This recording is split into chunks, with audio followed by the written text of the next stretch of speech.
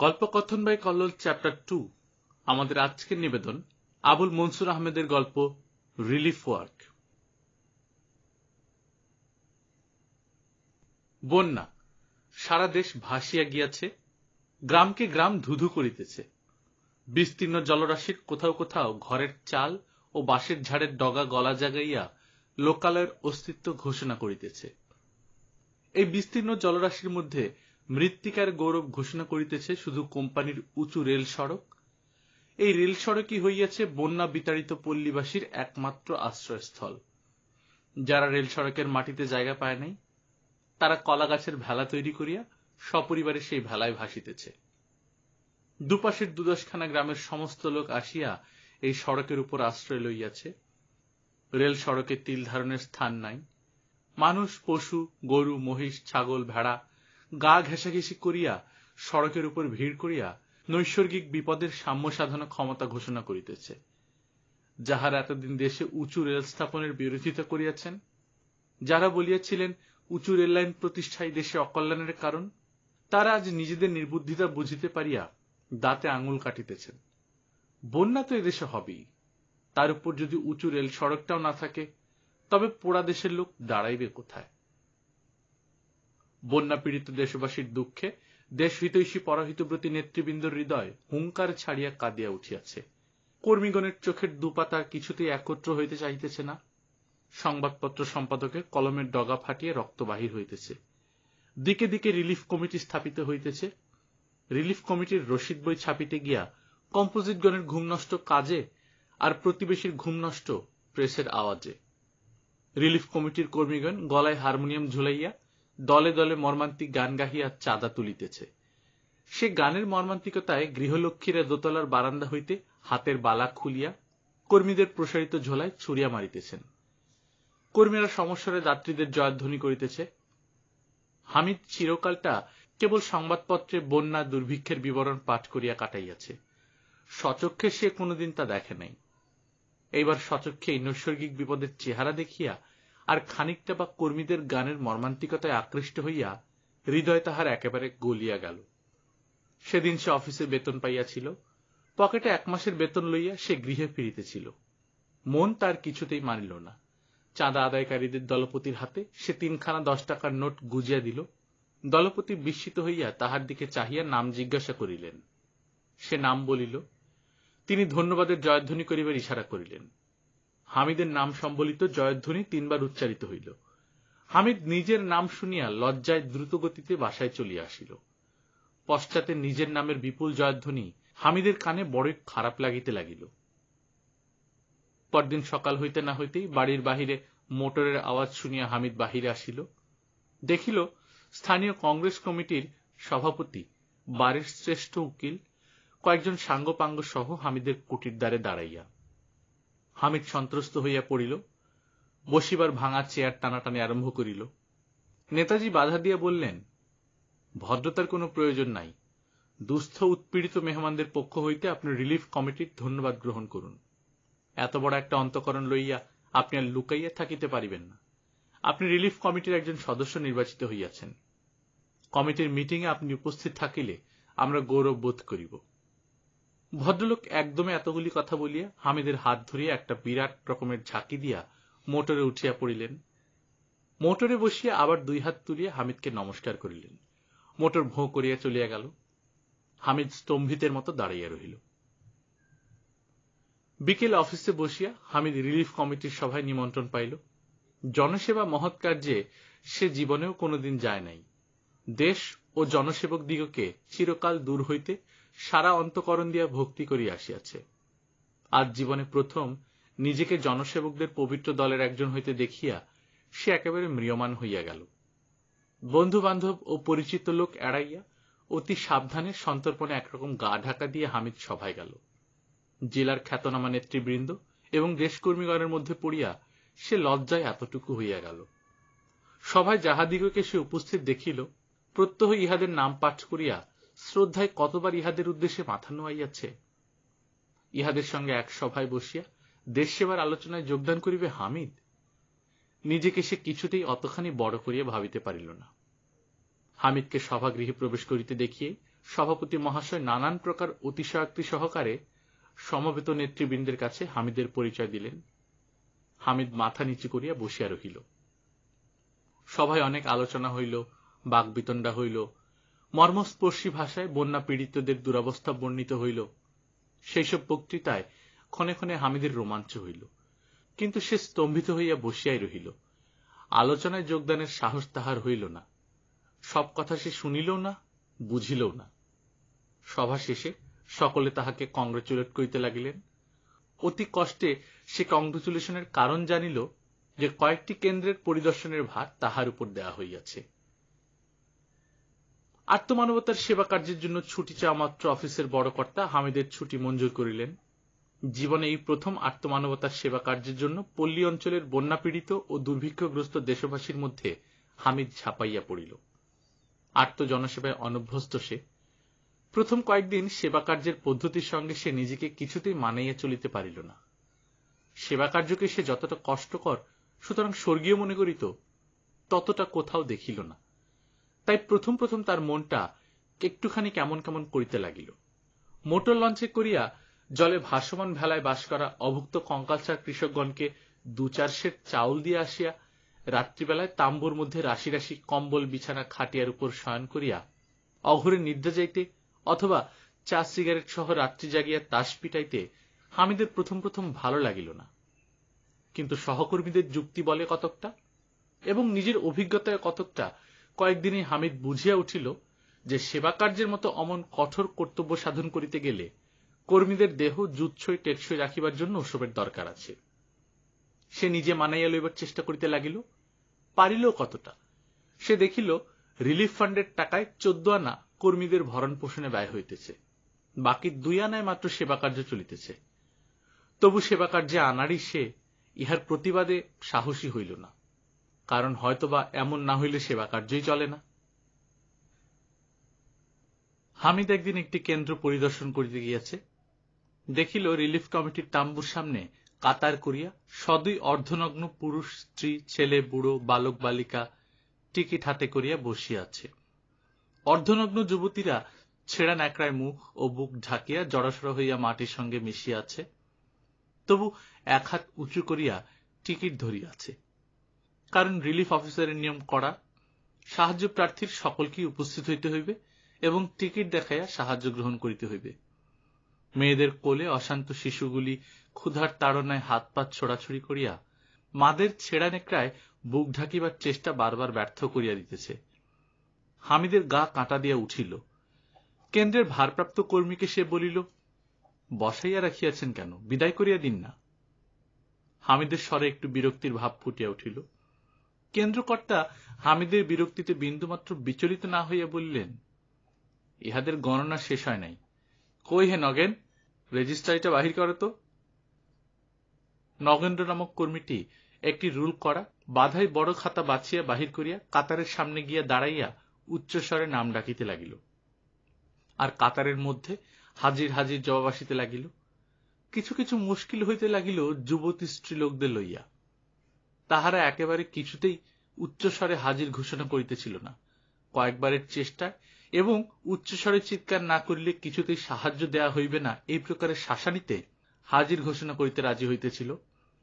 নাম ডাক শেষ হইলে উহাদের টিকিট চেক শুরু হইল। একজন কর্মী কাতারের এক মাথা হইতে লাল নীল পেন্সিল দেওয়ার টিকিটে দাগ দিয়ে যাইতে লাগিল।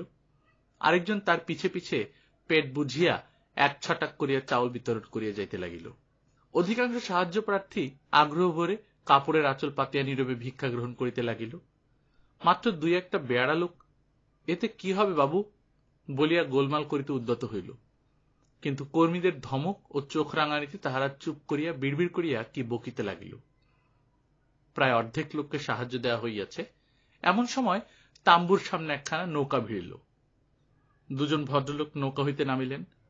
কেন্দ্রকর্তা, আসুন চক্রবর্তী মশাই, আসুন চৌধুরী সাহেব বলিয়া তাহাদিগকে অভ্যর্থনা করিয়া হামিদের নিকট আনিলেন এবং লোহার চেয়ারে বসিতে বলিলেন।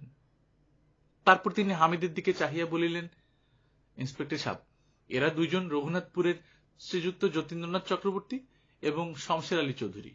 আহা, বন্যায় ভদ্রলোকদের যে অবস্থা হইয়াছে তার বলিবার নয়। গোলার ধান চাল সব বন্যায় ভাসাইয়া নিয়েছে। কই হে শরৎ, বাবুদের চাল ডালটা নৌকায় পৌঁছায় দাও তো। যতীন বাবু এবং চৌধুরী সাহেব ব্যস্ত হইয়া বলিলেন, না না, এরা দিয়ে আসিবে কেন, আমাদের সঙ্গে লোক আছে। কই রে রামটহল, এনায়তুল্লাহকে সঙ্গে নিয়ে এখানে আয় তো। চৌকিদারি ইউনিফর্ম পড়ার লোক নৌকা হইতে বস্তা ও ডালি লইয়া নামিয়া আসিল। এতক্ষণ সমবেত কৃষকগণের মধ্যে যাহারা চাউল বিতরণ করিতেছিল, তাহারা সকলেই বিতরণ কার্য অর্ধ সমাপ্ত রাখিয়া ত্রস্তব্যস্ত চাউল ডাউল মাপিয়া 2 বস্তা চাউল, 1 ডালি ডাউল, 1 ডালি লবণ মরিচাদি দিয়া দুইজনকে বিদায় করিল। ভদ্রলোকদ্বয় উঠিয়া সকলকে ধন্যবাদ দিয়া হামিদকে নমস্কার ও আদাব দিয়া নৌকায় উঠিলেন। কেন্দ্রকর্তা বন্যায় উহাদের ক্ষতির পরিমাণ সবিস্তারে হামিদের নিকট বর্ণনা করিতেছিলেন। সেদিকে হামিদের কান ছিল না। সে স্তম্ভিতের মতো বসিয়া সম্মুখস্থ অর্ধনগ্ন নরকঙ্কালগুলির দিকে চাহিয়াছিল। তার অজ্ঞাতেই বোধহয় তার চক্ষে অশ্রু ঠেলিয়া উঠিতেছিল। অতি কষ্টে প্রকৃতিস্থ হইয়া হামিদ কঠোর ভাষায় কেন্দ্রকর্তাকে জিজ্ঞেস করিল, এদের দুজনকে কতজনের খোরাক দিলেন? কেন্দ্রকর্তা উৎসাহ ভরে বলিলেন, এদের বিরাট ফ্যামিলি। এতক্ষণ তবে আর কি বললাম আপনার কাছে, জোত জমি, বাড়িতে দালান কোঠা। বাধা দিয়া হামিদ বলিল, কই, এদের তো টিকিট চেক করলেন না? কেন্দ্রকর্তা বিস্মিত হইয়া বললেন, বলেন কি, এদের মতো লোক কি আর ফাঁকি দিয়ে অতিরিক্ত চাউল নিতে পারে? হামিদ রাগ সামলাইতে পারিল না, ঈষৎ ব্যঙ্গস্বরে বলিল, এই সমস্ত অভুক্ত কৃষক কি তবে ফাঁকি দিয়ে অতিরিক্ত চাউল নেয়?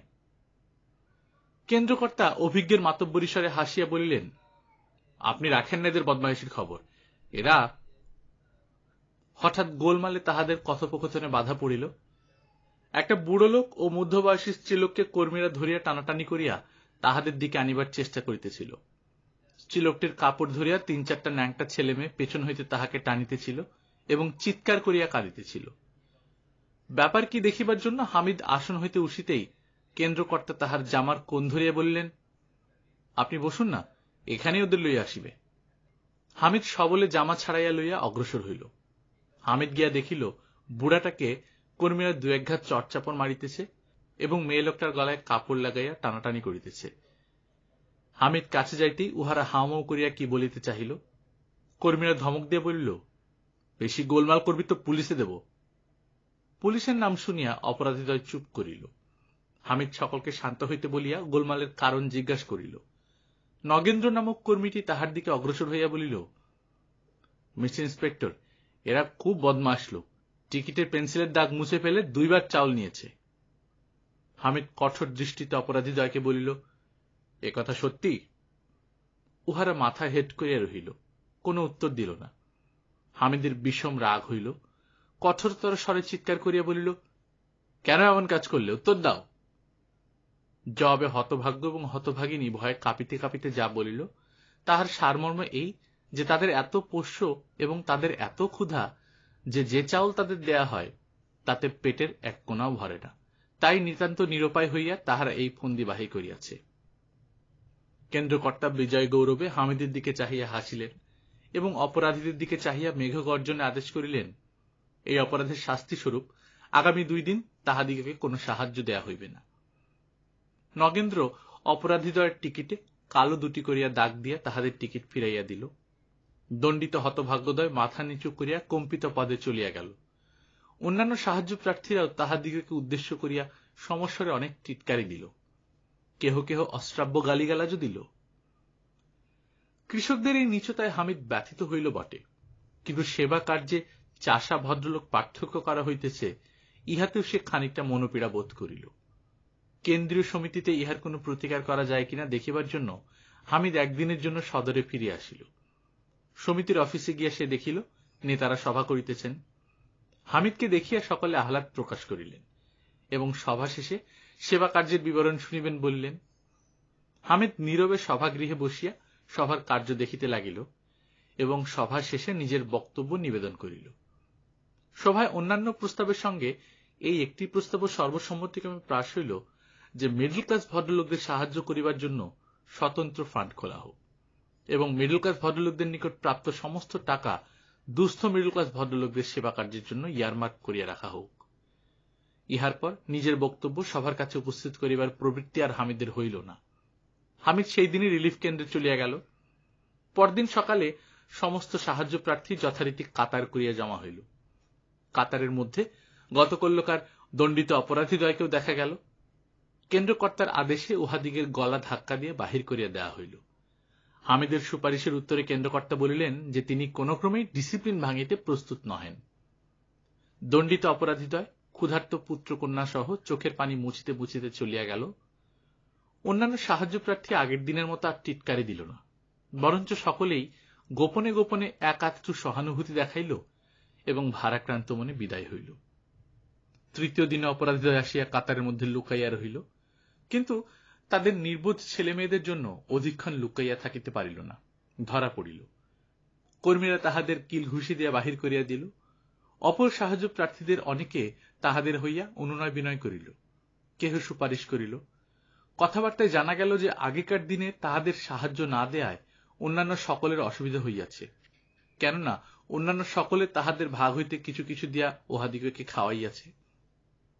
অভুক্ত নাবালক শিশুকন্যাগুলিকে অনাহারে রাখিয়া তাহারাই বা পেটে ভাত দেয় কি করিয়া? ভিখারীদের এই দাতাগিরির জন্য কেন্দ্রকর্তা রাগে অগ্নিশর্মা হইলেন। উপস্থিত সমস্ত সাহায্য প্রার্থীকে মুখ ভ্যাংচাইয়া গালি দিয়া বলিলেন, বেটারা ভিক্ষার চাউল দিয়ে আবার দানছত্র খুলেছিস? চোরকে যারা সাহায্য করেছে সে সব বেটা চোর, কোনো বেটাকে আজ সাহায্য দেব না। সেদিনকার বিতরণ বন্ধ হইয়া গেল। সমবেত সাহায্য প্রার্থীরা অনেক অনুনয় বিনয় করিল, কিন্তু কোনো ফল হইল না।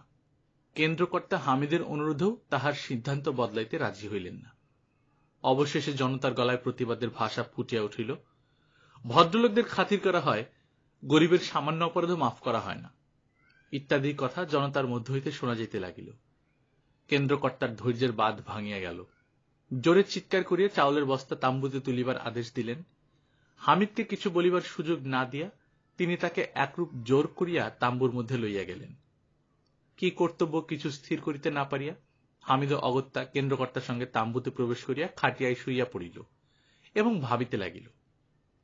হামিদ ঘুমাইয়া পড়িয়াছিল। কেন্দ্রকর্তার হাঁকাহাঁকিতে ঘুম ভাঙিয়া গেল। আবার কিসের গণ্ডগোল? জিজ্ঞাসা করিয়া জানিতে পারিল, সাহায্য না পাওয়ায় মাঝিরা আজ আর মাছ দিয়া যায় নাই। কাজে কর্মীদের জন্য আজ আলু ভর্তা আর ডাল ছাড়া কিছু রান্না করা হয় নাই। ইহাতেই কেন্দ্রকর্তার এই রাগারাগি ও হাঁকাহাঁকি। খাওয়ার আয়োজন ভালো ছিল না, হামিদেরও ক্ষুধা ছিল না। কাজে বিশেষ কিছু না খাইয়াই হামিদ তাম্বুর বাহির হইয়া পল্লীতে প্রবেশ করিল। দেখিল অভুক্ত কৃষকেরা এক এক জায়গায় জটলা করিয়া কি পরামর্শ করিতেছে। হামিদকে দেখিয়াই সকলে ছত্রভঙ্গ হইয়া পড়িল। হামিদের অনেক ডাকাডাকিতেও কেহ সাড়া দিল না। মনটা তাহার অত্যন্ত খারাপ ছিল। এদিক ওদিক ঘুরিয়া সন্ধ্যায় তাম্বুতে ফিরিয়া দেখিল কর্মীরা আন্ডা রুটি ও চা লইয়া মাতিয়া গিয়াছে। হামিদ নিঃশব্দে নিজের বিছানায় গিয়া শুইয়া পড়িল। অল্পক্ষণের মধ্যেই সে ঘুমাইয়া পড়িল। হঠাৎ কোলাহলে হামিদের ঘুম ভাঙিয়া গেল। চোর, ডাকাত ইত্যাদি চেঁচামেচি ও কান্নাকাটি তাহার কানে গেল। সে ধর্মর করিয়া উঠিল। প্রায় সকলের কাছেই রিলিফ কমিটির টাকায় কেনা এক একটা এভার রেডি ব্যাটারি সহ গ্রিনউইচ টর্চ লাইট ছিল। হামিদকেও একটা দেয়া হইয়াছিল। টর্চ লাইটের আলো ফেলিয়া তাম্বু তাহার চতুর্দিকে আলোকিত করা হইল। দেখা গেল 10-15 জন অর্ধনগ্ন লোক এক এক বস্তা চাউল মাথায় লইয়া যথাশক্তি দ্রুত গতিতে এদিক ওদিক পালাইতেছে। কর্মীরা ছিল কংগ্রেসের ড্রিল করা ভলান্টিয়ার। তাদের অনেকে আবার ডনগির, কুস্তিগির ও জুজুৎসুবিদ। পক্ষান্তরে পাড়াগাঁয়ের এই চোরেরা ছিল অনেক দিনের ক্ষুধিত, সুতরাং দুর্বল। তার উপর চাউলের বস্তা তাদের মাথায় ছিল। কাজে অল্পক্ষণেই তাদের অনেকেই ধরা পড়িল। রাত্রেই থানায় খবর দেয়া হইল। দারোগা সাহেব একপাল পুলিশ সহ অকুস্থলে হাজির হইলেন। ধৃত আসামিদিগকে আচ্ছা করিয়া সাপ মারা মার দিলেন। মারের চোটে পলায়িত চোরদেরও নাম বাহির হইল। সূর্যোদয়ের পূর্বেই মধুপুর গ্রামের শতাধিক ছেলেবুড়োকে হাতকড়া পড়া অবস্থায় রিলিফ কমিটির তাম্বুর সম্মুখে জমা করা হইল।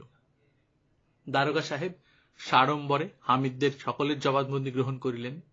জবানবন্দি শেষ করিয়া একপাল অভুক্ত অর্ধনগ্ন নরকঙ্কালকে ভেড়ার পালের মতো খেদাইয়া থানার দিকে লইয়া গেলেন।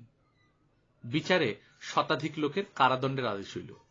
রিলিফ কার্যের ন্যায় পবিত্র ধর্মকার্যে বাধাদানকারী এই সমস্ত নরপিশাচের বিচার দেখিবার জন্য অনেক গণ্যমান্য ব্যক্তি, রিলিফ কমিটির সমস্ত মাতব্বর সদস্য এবং শতাধিক ভলান্টিয়ার আদালত প্রাঙ্গণে উপস্থিত ছিলেন। হাকিমের রায় হওয়া মাত্র তাহারা সমস্যার জয়ধ্বনি করিয়া উঠিলেন, জয়, রিলিফ কমিটির জয়। সমবেত দর্শক মণ্ডলী প্রায় সকলেই ভদ্রলোক, কাজেই এই নরপিশাচদের নীচতায় সকলেই ছিছি করিতে লাগিল। দণ্ডিত নরপিশাচেরা পুলিশের ব্যাটনের মুখে অধবদনে জেলে চলিয়া গেল। সেদিনই হামিদ রিলিফ কমিটির সদস্যপদে ইস্তফা দিয়া অফিসের কাজে যোগদান করিল। গল্পকথন বাই কল্লোল চ্যাপ্টার 2 তে আপনারা শুনছিলেন আবুল মনসুর আহমেদের একটি গল্প, রিলিফ ওয়ার্ক। গল্পটি লেখা হয়েছিল বাংলা 1338 সালে, আজ থেকে প্রায় 90 বছর আগে। আমরা নিয়মিত গল্প পাঠ করে শোনাচ্ছি। আপনারা যারা গল্পকথন বাই কল্লোল এই চ্যানেলকে ফিনান্সিয়ালি স্পন্সর করতে চান, তারা patreon.com/কল্লোল এই লিঙ্কে গিয়ে আপনারা সাপোর্ট করতে পারেন। আর আপনারা জানাবেন রিলিফ ওয়ার্ক গল্পটা কেমন লাগলো। নিজে ভালো থাকবেন, আশেপাশের লোকজনকে ভালো রাখবেন। টাটা।